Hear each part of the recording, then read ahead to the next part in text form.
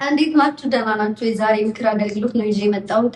ምንድነው ምክር መሰላችሁ? ኢሜል ተከፋይ ሆኑ፣ ባለስልጣን ሆኑ፣ ዋና ስራ አስፈጻሚ ኃላፊ ሆኑ፣ በየትኛውም የስራ መደብ ላይ በየትኛውም ትልቅ ካምፓኒ ላይ የምትሰሩ ሆናችሁ የግል ድርጅት የምትሰሩ ነጋዴ ብትሆኑ ማለት ነው በጣም በጣም የሚሊዮን ገንዘብ ብታገኙ ገቢ ቢኖራችሁ ደሞዝተኛ ብትሆኑ መንፈሳዊ እምነታችሁ ላይ በጣም ጠንካራ ምክንያቱም ድንገት ጠረጴዛ ላይ ተደፍቶ መቅረት ማለት ነው።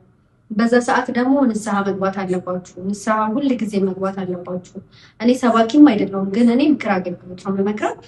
ግን ምንድነው ንስሐ እየገባችሁ ጸበላችሁን እየተጠመቃችሁ አሁን እሑድ እረፍት ከሆናችሁ ገንዘብ አይምሯችሁ እንዳይደፍናችሁ፣ ጭንቅላታችሁ እንዳይደፍነው። አይምሯችሁን ኪሳችሁን ብቻ ነው ገንዘብ ሊቆጣጠረው የሚገባው እና ጭንቅላታችሁን አይምሯችሁን ተቆጣጥራችሁ አልባሌ ቦታ እንዳትሆኑ። ያለችውን ትርፍ ጊዜ መንፈሳዊ እምነታችሁ ላይ ጠንካራ ሆናችሁ እንድታሳልፉ እመክራለሁ። ለሁላችሁም አመሰግናለሁ።